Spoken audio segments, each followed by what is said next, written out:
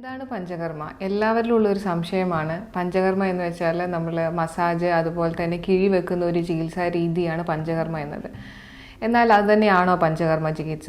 ആയുർവേദ പ്രകാരം പഞ്ചകർമ്മ എന്ന് പറയുന്നൊരു 5 പ്രൊസീജിയറാണ്. അത് ട്രീറ്റ്മെൻറ്റ് പ്രൊസീജിയറാണ്. പ്രധാനമായും വമനം, വിരേചനം, വസ്തി, നസ്യം തുടങ്ങിയവയാണ്.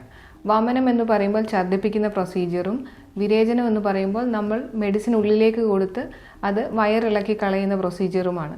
വസ്തിയിലേക്ക് വരുമ്പോൾ അത് കഷായവസ്തി, സ്നേഹവസ്തി എന്ന 2 തരത്തിലുണ്ടാവുന്നുണ്ട്.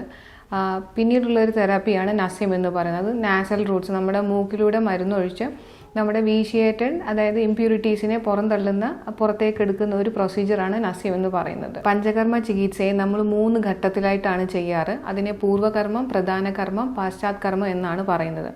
പ്രധാനമായി ഈ പൂർവ്വകർമ്മത്തിലാണ് നമ്മൾ മസാജ് പോലെയുള്ള കാര്യങ്ങൾ ചെയ്യുന്നതും കിഴി പോലെയുള്ള പ്രൊസീജിയേഴ്സ് നമ്മൾ ചെയ്തു വരുന്നത്. എന്നാൽ പൂർവ്വകർമ്മത്തിൽ നമ്മുടെ ശരീരത്തിനെ ഒരു പ്രധാന കർമ്മത്തിന് വേണ്ടി പ്രിപ്പയർ ചെയ്യുകയാണ് ചെയ്യുന്നത്.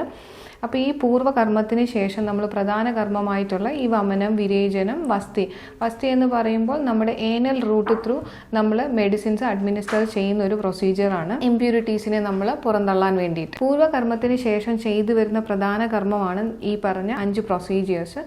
ഇതിലാണ് നമ്മൾ പ്രധാനമായിട്ട് നമ്മുടെ ശരീരത്തിലുള്ള വീഷിയേറ്റഡ് ദോഷാസിനെ, അതായത് ഇമ്പ്യൂരിറ്റീസിനെ പുറത്തേക്ക് എടുത്തു കളയുന്ന രീതി. ഇതിന് ശേഷമാണ് പാശ്ചാത്കർമ്മം ചെയ്യുന്നത്. പാശ്ചാത്കർമ്മം എന്ന് പറയുമ്പോൾ പൂർവ്വകർമ്മത്തിന് ശേഷം നമ്മുടെ ശരീരത്തിനെ പൂർവ്വസ്ഥിതിയിലേക്ക് എത്തിക്കാൻ നമ്മൾ കുറച്ച് മെഡിസിൻസ് ആയിട്ടും അതുപോലെ തന്നെ നമ്മുടെ ജീവിതശൈലിയിലുള്ള മാറ്റങ്ങൾ വരുത്തി കുറച്ച് നാളത്തേക്ക് നമ്മൾ ആ ഒരു പാശ്ചാത്കർമ്മം ചെയ്തു വരുന്നുണ്ട്. പ്രോപ്പറായിട്ട് ഈ 3 പ്രൊസീജിയേഴ്സ്, അതായത് പൂർവ്വകർമ്മം, പ്രധാന കർമ്മം, പാശ്ചാത്കർമ്മം, ഈ 3 സ്റ്റേജസും കഴിഞ്ഞാൽ മാത്രമേ ഇതിനെ ഒരു പഞ്ചകർമ്മ എന്ന് പറയാൻ സാധിക്കുകയുള്ളൂ. അതേപോലെ ഈ പാശ്ചാത്കർമ്മത്തിന് ശേഷം നമ്മൾ പിന്നീട് നമ്മുടെ ലൈഫ് സ്റ്റൈലിലും നമ്മുടെ ഭക്ഷണ രീതികളിലും എല്ലാം തന്നെ മാറ്റങ്ങൾ വരുത്തേണ്ടതായിട്ടുണ്ട്. കാരണം നമുക്ക് പൂർണ്ണമായിട്ടൊരു റിസൾട്ട് കിട്ടണമെങ്കിൽ. ഈ പഞ്ചകർമ്മം നമ്മൾ ചികിത്സ എന്തിനാണ് ചെയ്യുന്നത്, എങ്ങനെയാണ് ചെയ്യുന്നത്? പ്രധാനമായിട്ടും നമ്മൾ ആയുർവേദത്തിലുള്ള ചികിത്സേനെ 2ആയിട്ട് നമ്മൾ തിരിക്കാറുണ്ട്. അതായത് ക്യൂറേറ്റീവ് മെത്തേഡും പ്രിവെൻറ്റീവ് മെത്തേഡും.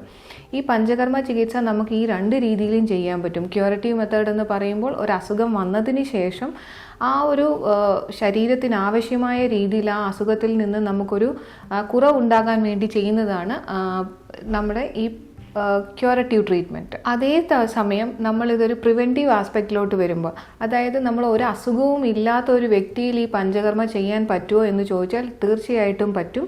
അതിന് വേണ്ട കാര്യങ്ങളെന്ന് വെച്ചാൽ നമ്മൾ ഈ ഒരു ട്രീറ്റ്മെൻറ്റ് ചെയ്യുന്നത് അവരിൽ കൂടുതൽ ആരോഗ്യം നിലനിർത്താനും അതുപോലെ തന്നെ പിന്നീട് കൂടുതൽ അസുഖങ്ങളൊന്നും വരാതിരിക്കാനും വേണ്ടിയിട്ടാണ് ഈ പ്രിവെൻറ്റീവ് ആസ്പെക്ട് നമ്മൾ ട്രീറ്റ്മെൻറ്റ് സെഷൻസ് ചെയ്തു വരുന്നത്. ആയുർവേദ സിദ്ധാന്ത പ്രകാരം വാദം, പിത്തം, കഫ എന്നിങ്ങനെ 3 ദോഷങ്ങളാണ് നമ്മുടെ ശരീരത്തിലുള്ളത്. ഇതിൻ്റെ സന്തുലിത അവസ്ഥയാണ് നമ്മൾ ആരോഗ്യം എന്ന് പറയുന്നത്.